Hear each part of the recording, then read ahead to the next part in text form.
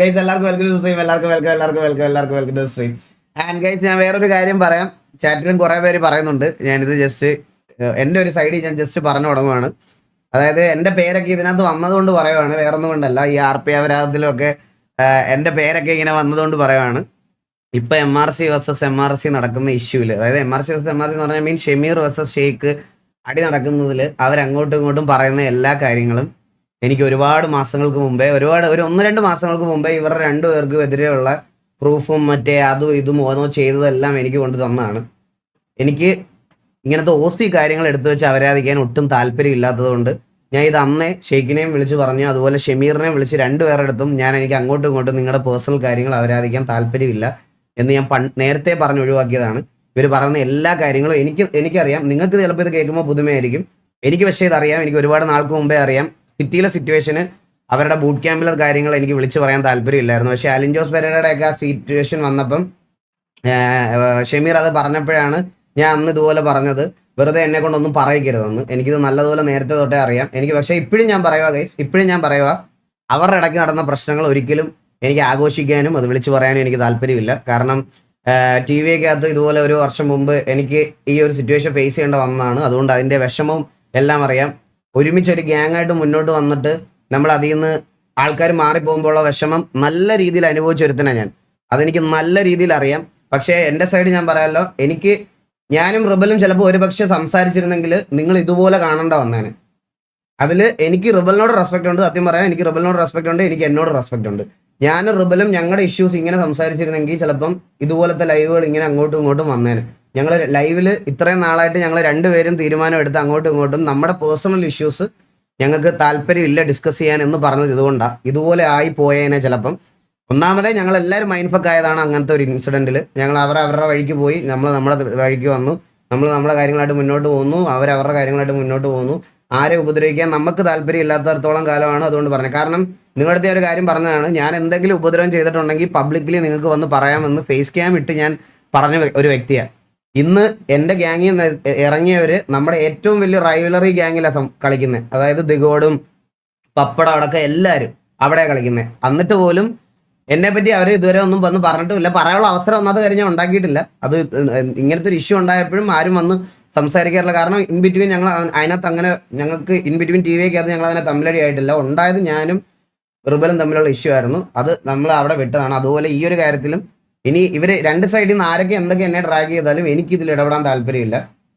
തൊപ്പി exposed bro, ഞാൻ ഷെമീറിന്റെ video ഞാൻ കണ്ട്. അതൊക്കെ ഒരു സൈഡ് മാത്രമല്ല നിങ്ങൾ കേൾക്കുന്നുള്ളൂ. തൊപ്പിക്ക് പറയാനുള്ളത് തൊപ്പി ഒന്ന് പറഞ്ഞോട്ടെ. ഞാൻ ഈ കാര്യമാണ് പറയണത്. എനിക്കിതിൽ അഭിപ്രായം പറയാനും സത്യം പറഞ്ഞാൽ സന്തോഷിക്കാനും എനിക്ക് താല്പര്യമില്ല. എന്തൊക്കെ പറഞ്ഞാലും നമ്മൾ ഇങ്ങനെ കാണുമ്പോൾ തമ്മിലടിച്ച് കാണുന്നത് ഒരു വൃത്തികെട്ട ഒരു മെന്റൽ ഹെൽത്ത് ആയിരിക്കും എല്ലാവർക്കും, കാണുന്ന എല്ലാവർക്കും. അപ്പം തൊപ്പിയുടെ കാര്യമൊക്കെ തൊപ്പി വന്ന് അവൻ ഷൂട്ടിലും കാര്യങ്ങളിലൊക്കെ അല്ലേ, അത് കഴിഞ്ഞിട്ട് വന്ന് പറയുമായിരിക്കും. ഇവർക്ക് പറയാനുള്ള കാര്യം പറഞ്ഞു. ഇതിനകത്തോട്ട് എൻ്റെ പേര് പലയിടത്തായിട്ട് വരുന്നുണ്ട്. അതുകൊണ്ട് ഞാൻ പറഞ്ഞു എനിക്ക് ഇതിനകത്ത് ഇടപെടാൻ താല്പര്യമില്ല, ഇതാക്കാൻ താല്പര്യമില്ല. ഞാൻ ഇന്ന് MRC-യിലെ മെമ്പേഴ്സിനെയൊക്കെ ഞാൻ കാണുന്നുണ്ട്. അവരിന്ന് എന്തോ പരിപാടിക്ക് എറണാകുളത്ത് വന്നിട്ടുണ്ട്. ഈ ലൈവ് കഴിഞ്ഞാൽ അവരുടെ വീട്ടിൽ വരും, അവരെൻ്റെ അടുത്ത് വന്ന് സംസാരിക്കാമെന്നും പറഞ്ഞിട്ടുണ്ട്. സോ അതുകൊണ്ട് ഗെയിമാണ്. എനിക്ക് നാളെ MRC എതിരെ വന്നാലും MRC-ക്ക് എതിരെ സംസാരിക്കും. കാരണം എൻ്റെ ഗ്യാങ്ങിനെതിരെ വന്നാൽ അത് ഉറപ്പാണ്. പക്ഷെ അതിൻ്റെ അപ്പുറത്തോട്ട് എനിക്ക് ഇവരുടെ ഒന്നും ഒരു കാര്യങ്ങൾ എനിക്ക് അവരാധിക്കേണ്ട, മുന്നോട്ട് കൊണ്ടുപോകണ്ട. ഞാൻ അവരെ കാണുകയും ചെയ്യും, ഇതാക്കുകയും ചെയ്യും. അങ്ങനത്തെ ഒരു മൈൻഡ് സെറ്റും എനിക്കില്ല. ഗെയിമിൽ വരുമ്പോൾ എൻ്റെ ഒപ്പോണൻ്റാണ്. That's it. ഓക്കെ, അപ്പം ബാക്കി കാര്യങ്ങൾ നിങ്ങൾ ഇനി ഇവിടെ വന്ന് ഈ കാര്യങ്ങൾ ഇവരുടെ ഇഷ്യൂസ് കാര്യങ്ങൾ സ്പാം ചെയ്യരുത്. എനിക്കിതെല്ലാം അറിയാവുന്നതാണ്. ഈ പറയണ ഇൻക്ലൂഡിങ് ബൂട്ട് ക്യാമ്പിൽ നടന്ന കാര്യങ്ങളൊക്കെ എൻ്റെ അടുത്ത് ഇവരെല്ലാം പറഞ്ഞ് ഡിസ്കസ് ചെയ്തിട്ടുള്ള കാര്യങ്ങളാണ്. അതിൽ എന്തൊക്കെ സത്യമുണ്ട് സത്യമില്ല എന്നുള്ള കാര്യമൊന്നും എനിക്ക് അറിഞ്ഞുകൂടാ. അതൊക്കെ അവരുടെ സൈഡിൽ നിന്ന് പറയും.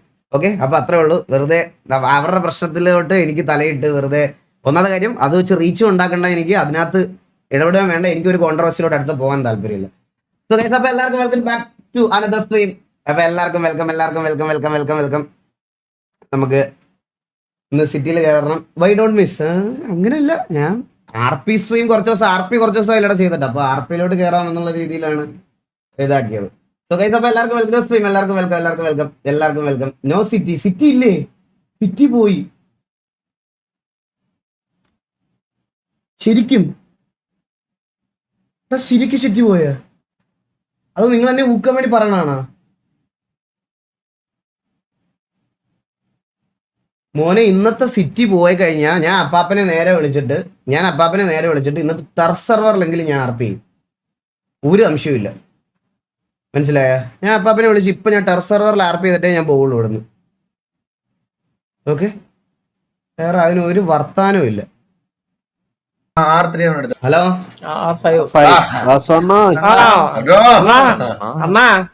അണ്ണന്റെ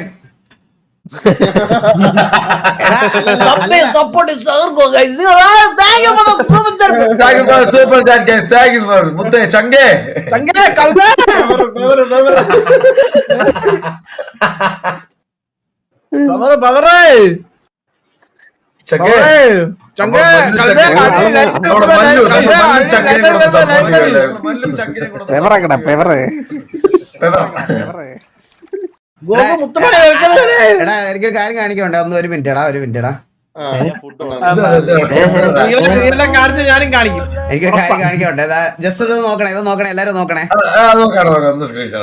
ഏതാണ്? എല്ലാരും കേറണേ.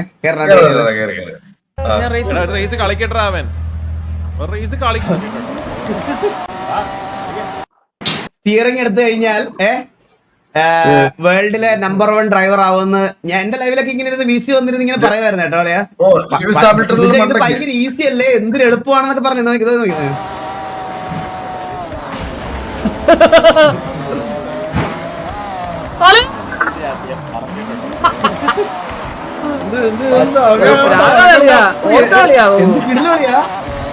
എന്ത് അടിപൊളിയാ.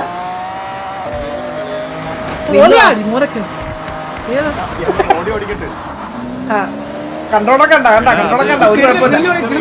അടിപൊളി. വണ്ടിയിൽ ഇറങ്ങി നടക്കുന്നത് ഇതിന് വേറെ വണ്ടി ഇറങ്ങി നടക്കണമല്ലോ. ഇതില് വളവിൽ 10 കിലോമീറ്റർ നടക്കാൻ ലോകത്ത് നടക്കാൻ പറ്റാത്ത. അതല്ല, അറ്റ്ലീസ്റ്റ് നമ്മളിങ്ങനത്തെ കേൾക്കുക 12ാമത്തെ പൊസിഷനിലുള്ളവരെ ഇത് അടിച്ചു. ഇത് അതുപോലും ഇല്ല.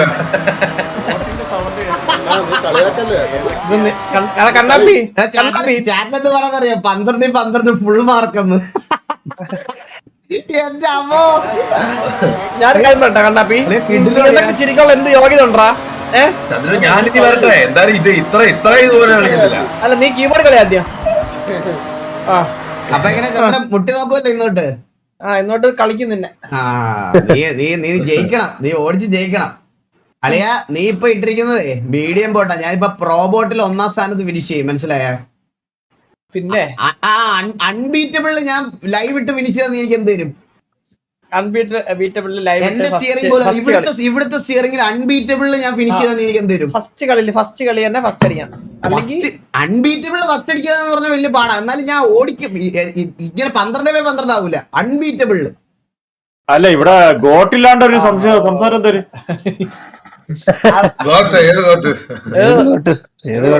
ഒഴിവാക്കിവിടെ. ഗോകുലെ പൊട്ടിക്കാൻ പറ്റും. എടാ, നീ ഗോകുവിന്റെ സ്ഥാനത്ത് പിടിക്കാടാ. നീ നിന്റെ കാര്യം പറയാ. ചന്ദ്ര, നീ എന്റെ സാമാനത്തിൽ പിടിക്കണ്ട, മനസ്സിലായ? നീ നിന്റെ കാര്യം പറ. നിന്റെ കാര്യം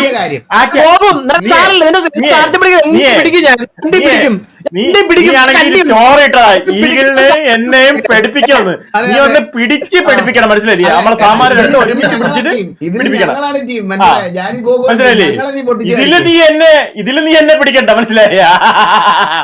ഇതില് നമ്മള് ടീം. നീ കൊണക്കല്ലേ?